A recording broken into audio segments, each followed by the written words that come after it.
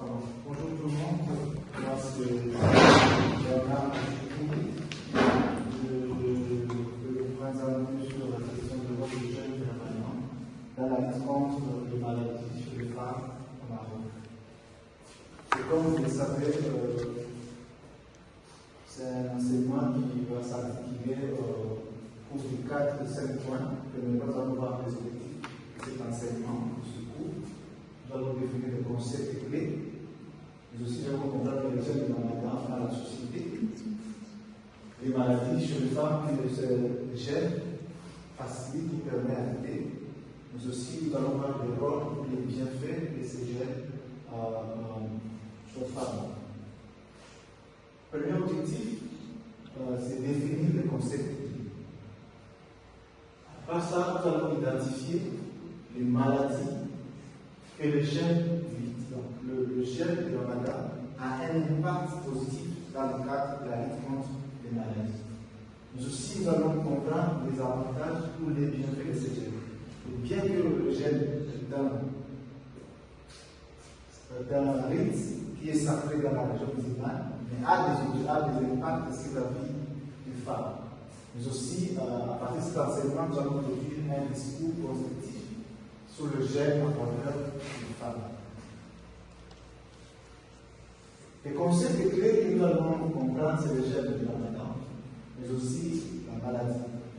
Le Ramadan, comme le définit Mohamed Al-Khatib, est un des rites les plus sacrés de la religion musulmane. C'est un rite. Et cette pratique, c'est pratiquement le fait que de ne pas manger, de ne pas boire, de ne pas fumer, ça se passe à l'homme jusqu'au soir, ou coucher du soleil, c'est-à-dire le matin jusqu'au soir. Et cela se fixe dans une période d'un moment. Qu'est-ce qu'une maladie?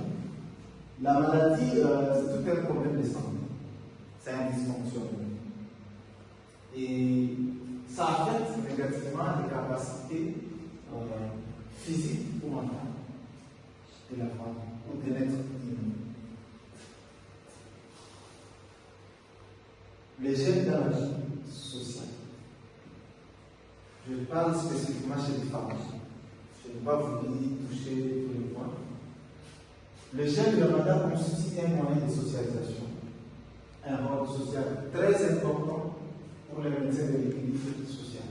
C'est-à-dire, dans cette période de Ramadan, les femmes sont chargées de travailler pour maintenir l'ordre social, mais aussi elles préparent de retirer tout ce qui va avec. C'est-à-dire, dans le cadre de l'union sociale, dans le cadre familial, non seulement le gène comme moyen de lutte contre les maladies, mais aussi c'est un rite qui facilite à créer des connexions, des liens entre la femme et le rôle social qui est mentionné par le gène au niveau social. Comme le disait celui qui nous a précédé, la religion musulmane a ses rites, et parmi les rites, il y a ce qu'on appelle le gène du Ramadan. Et le Ramadan, c'est un gène qui a un impact positif sur la santé de la femme. Au-delà de tout ça, nous voulons voir les bienfaits du gène du Ramadan. Étant un rite, mais a des effets positifs ou des effets qui sont de bonne qualité sur la vie sociale des femmes. Premièrement, le gène du Ramadan permet la perte du poids chez les femmes. Quand on est dans cette période de gène, il y a perte de poids.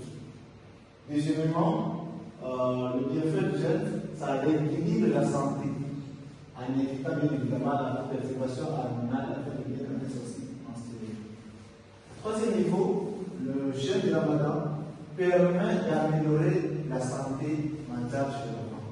Au-delà du stress, au-delà des maladies, ça améliore la santé mentale. Et quand on parle de santé mentale, nous luttons contre le traumatisme, le stress et autres choses que la femme peut rencontrer au niveau de sa vie.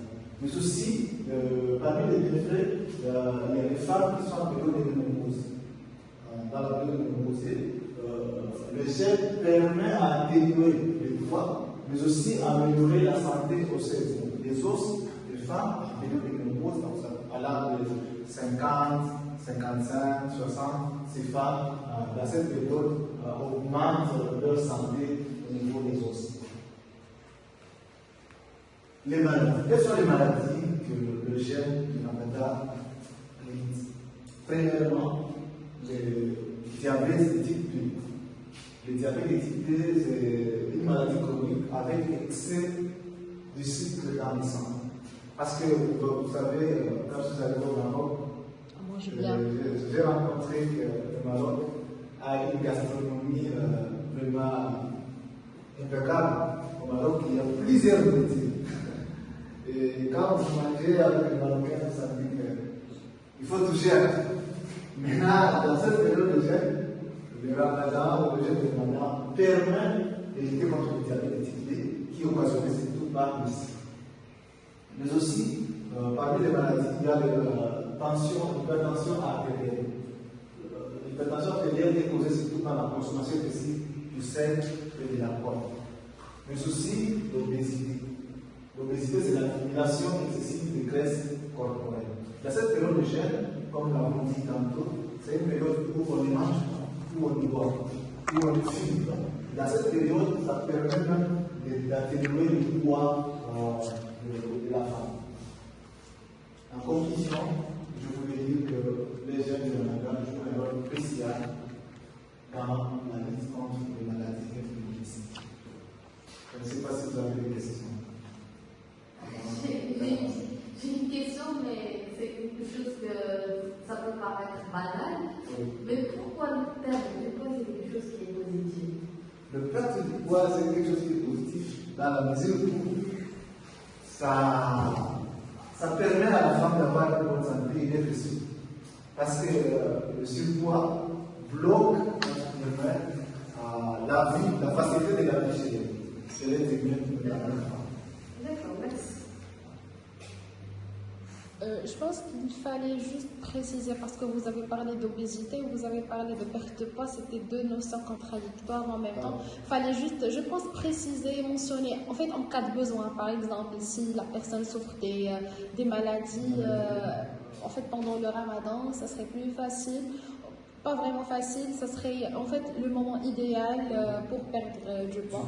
C'est aussi c'est une épée à double tranchant, c'est-à-dire pendant le ramadan, soit on perd beaucoup de poids, soit on prend beaucoup de poids. Parce qu'en fait, comme on jeûne toute la journée, on va dire on mange, oui, on peut récupérer et manger le double de ce qu'on mange d'habitude.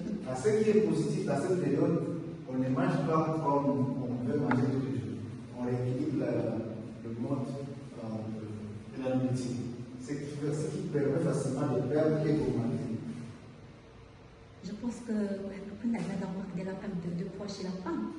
Elle n'a plus le mort, mais je ne sais pas, c'est pas automatique. C'est pas automatique. Le poids, c'est vraiment justement, oui, pendant le mois de Ramadan. Donc c'est vraiment relatif. C'est vraiment relatif. Ça dépend des attentes vraiment de la personne. Il y a même des personnes, par exemple, qui ne mangent pas et qui prennent de poids, qui ne perdent pas de poids.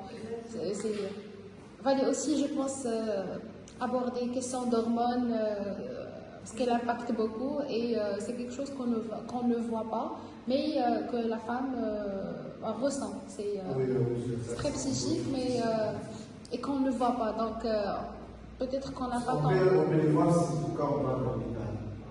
Oui. Quand on a cette culture